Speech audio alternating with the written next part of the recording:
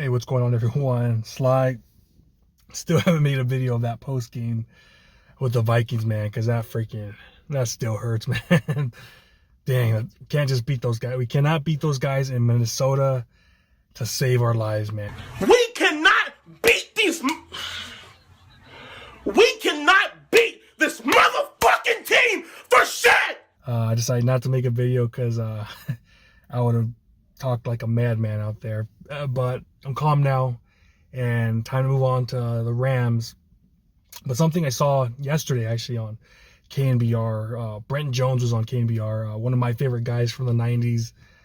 It was always Steve Young, Jesse Sapolo, and Brent Jones, man. Brent Jones would catch everything. He would always get knocked out up the middle back in the 90s when you could hit anywhere pretty much. And he would hold on to that damn ball, always hold on to that ball. So I loved Brent Jones back in the day. But he was talking about Brandon Aiyuk and his situation coming back, not in training camp. He had some things to say, and I thought it was pretty interesting. But let's check this out real quick, and I'll talk about it. That's what happens when you miss all. I don't want to single out a guy, but I'm going to. Brandon Aiyuk looks like he's not ready for prime time yet, and that's what happens when you miss all of training camp. It's just, I hate to harp on that, but man, you got to have reps. You got to have consistency. You got to be on the same page with your quarterback. You got to, it just, maybe the burst didn't seem like it was there, and the separation, and he's going to work into it. I mean, I'm not pressing the panic button yet, but McCaffrey's out. Jordan Mason is a heck of a guy to fill in for him. Now, does he do the same things in the passing game, and does do people have to account for Jordan the same way they do with Christian? No, that's definitely not the case. But we still have weapons. We're going to have that. Juwan Jennings has stepped up every time he's been asked to. He's going to have to step up. Brandon's going to have to be in playing shape this week because, we can't afford another preseason-like game. So we got to attack the Rams, and what a break. I mean, the only team that has more injuries than us is the Rams. So they're struggling, too, from an injury perspective. But, yeah, we've got to be able to get everybody on the same page, and I'm thinking we're going to get more Jordan Mason, we're going to get more George Kittle, but yeah, Brandon Aiyuk has to step up because he's been pretty much invisible the first two games after the big holdout and a lot of talk.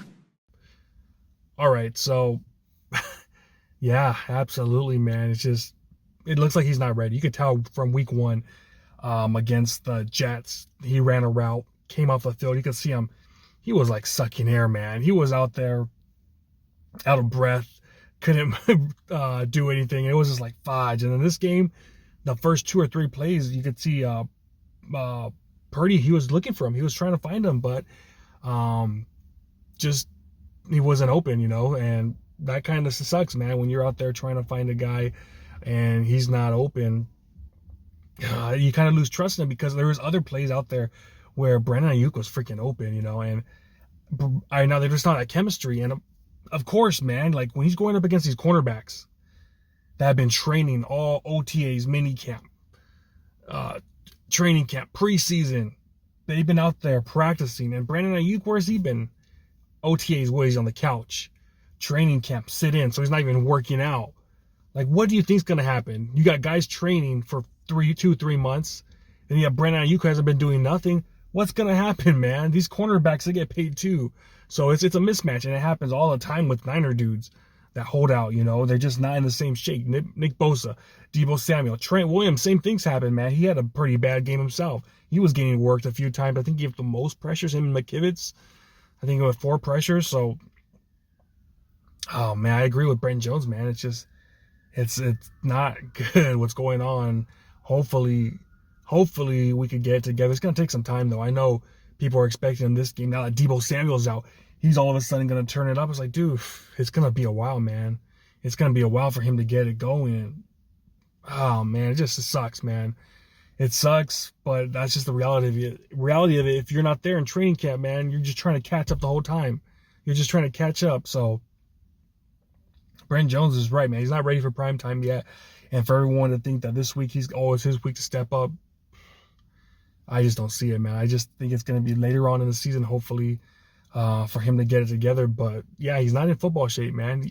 It happens to the best of us. Look at Nick Bosa, first ballot Hall of Famer, man. It took him forever until the playoffs. That's when he started getting hot, man. He started feeling it. But before that, man, he just, the first few weeks, the first month or two, it was rough. It was really rough. So, oh, man.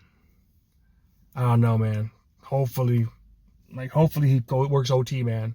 And when I say work OT, you have practice, training camp, and then after that, you're freaking in the weight room, running, lifting, doing all that extra stuff that you should have been doing when you were out. So we just need someone else to step up. I think that's the reality. That we need guys, give these guys a chance. Jacob Cowan, give him a chance. In 2 weeks, hopefully get Ricky Purcell back, get him going, you know. In 2 weeks, hopefully Deebo Samuel will be back, get him going, because we're going to have to lean on those guys right now. Because right now it's looked like Brock Purdy, especially early in that game, was looking for him early, wasn't open, man. I know that he was open in the end zone when we ran that bootleg play action on the left side. Brock barely missed him. He waited too long. But I think it just goes with chemistry. You got to be in camp to find that continuity together, man. So, it's rough, man. It's rough. Hopefully we get something. You know, hopefully he gets something. I know he was working with Cowing. Brock Purdy had a good chemistry with Cowing in that offseason, man. So hopefully, instead of having Ronnie Bow out there, who I thought kind of didn't have the greatest camp out there, switch him. Why the hell is Ronnie Bow playing so many damn snaps? Like, what the heck? Watching that game against the Vikings, you saw Ronnie out there acting like he was like the man. It's like, dude, he ain't the man. Put freaking Cow in there. I get it. He jacked up on the punt return. I get that. He shouldn't be doing that crap. But dude, let him be a receiver. That's what he's known for. That's what he was doing in preseason. We need other guys to step up. It's gonna be a while until Brandon Aiyuk gets going. Get the young kid go. I get it. You don't like that many rookies out there playing, whatever. You don't trust them. But there ain't no time for that, man. At the end of the day, we're trying to get that number 1 seed. And every game is important. So I just don't want to see that out there with Ronnie Bow. He's our number 3 dude now that Deebo's out, you know. Give this dude a chance. Give this dude a chance, man. I know what's his name's gonna. Who's the other guy we got? Fine, I'm drawing a blank right now. Our other dude, he's gonna take over Brandon Aiyuk spots when he gets tired and out. But yeah, man, Brandon Aiyuk, he's got to get back in shape, man. He's got to work that extra hard. But he got to work OT. He's got to work OT, man. Because Brent Jones is right, man. He's not ready for prime time yet. He's not ready for it. But yeah, man, that's what I got. I'm still bummed out from that game against the Vikings. I'm still having like those Vietnam flashbacks going on because of what happened. And yeah, it sucks. It sucks, man. I thought we had a chance to win that game, even though, man, we could have actually got blown out too. Fred Warner's the one that kept us in that game. Let's be real. If he doesn't get the interception, if he doesn't get that fumble right there at the 1 yard line, we're getting blown out, man. We're probably getting blown out. We still had a chance to win because of what he did. So we can't let those games go to waste, man. Those are just great games. Those are like Hall of Fame games right there. Hall of Fame games. It's like, remember when Patrick Willis had that like 80-yard touchdown against Seattle in Seattle? Like we could never beat him, and he had that 80-yard interception. And like that was like his play that they were showing at this Hall of Fame game. You got to do the same crap. You got to win that game. If this dude's having such a great game, he's leading you guys, you know, causing fumbles, getting interceptions. If you still lose it, come on, guys. So Brandon Aiyuk, work overtime, man. Get back in shape, and hopefully we get it together because that kind of sucks. But that's what I got, man. Let me know what you guys think. Like, comment, subscribe. Talk to you next time.